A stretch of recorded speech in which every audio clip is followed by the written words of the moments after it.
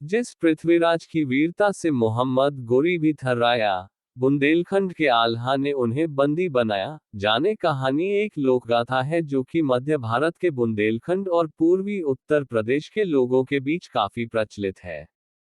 आल्हा उदल दो भाई थे, दोनों ही अपनी वीरता के लिए विख्यात थे। जगनेक द्वारा रचित आल्हा काव्य में इन दोनों वीरों की वीरता का वर्णन है।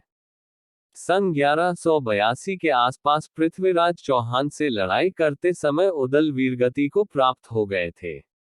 उदल की वीरगति की खबर सुनकर आल्हा बहुत ज्यादा क्रोधित होते हैं तथा वह भी पृथ्वीराज चौहान से लड़ाई करने के लिए युद्ध के मैदान में चले जाते हैं तथा मौत बनकर पृथ्वीराज चौहान की सेना के ऊपर टूट पड़ते हैं। जो भी उनके सामने आया या उनसे युद्ध करने की कोशिश की उसको उन्होंने मौत के घाट पर दिया, यहाँ तक कि पृथ्वीराज चौहान को भी उन्होंने अपने सामने घुटने टेकने मजबूर कर दिए थे।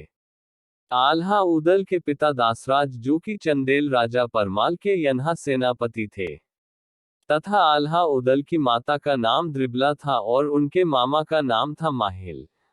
आल्हा एक देवी भक्त था जो कि देवी माँ को सिद्ध कर चुका। अपनी भक्ति द्वारा देवी माँ ने आल्हा को काफी सारे वरदान भी दिए थे।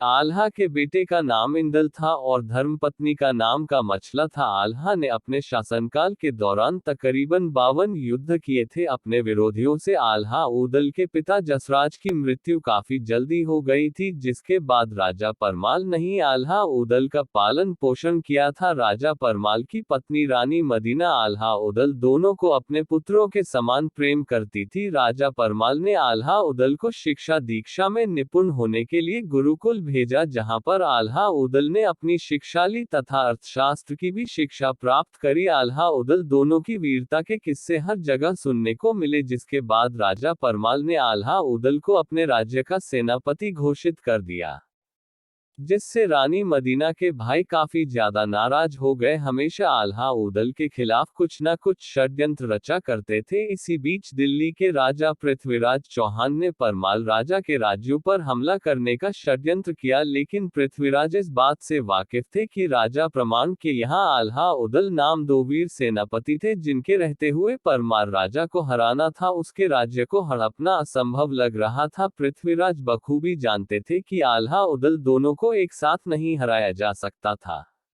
इसलिए उन्होंने अपनी रणनीति बदल दी। पृथ्वीराज चौहान ने आल्हा उदल दोनों को अलग करने का षड्यंत्र रचा। उदल लड़ते लड़ते पृथ्वीराज चौहान के काफी नजदीक पहुंच गए और दोनों में भीषण युद्ध होने लगा। इस युद्ध में पृथ्वीराज चौहान के सेनापति चामुंडा राय ने उदल की पीठ पर वार कर दिया। उदल वीरगति को प्राप्त हो गए। भाई की मृत्यु की खबर सुनकर आल्हा आग बबूला हो गए और पृथ्वीराज चौहान की सेना पर कहर बनकर टूट पड़े। पृथ्वीराज चौहान की सेना में हाहाकार मच गया।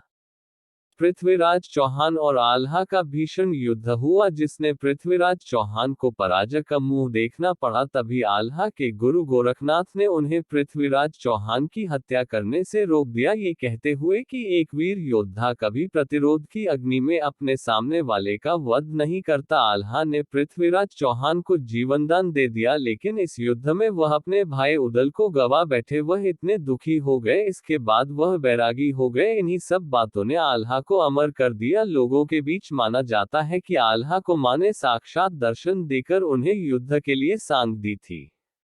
पृथ्वीराज चौहान को हराने के बाद आल्हा ने मंदिर पर सांग चढ़ाकर उसकी नोक टेढ़ी कर वैराग्य धारण कर लिया था। इस सांग को आज तक कोई सीधा नहीं कर पाया है।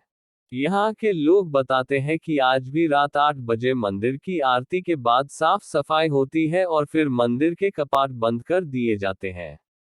इसके बावजूद जब सुबह मंदिर को खोला जाता है तो मंदिर में मां की आरती और पूजा किए जाने के सबूत मिलते हैं।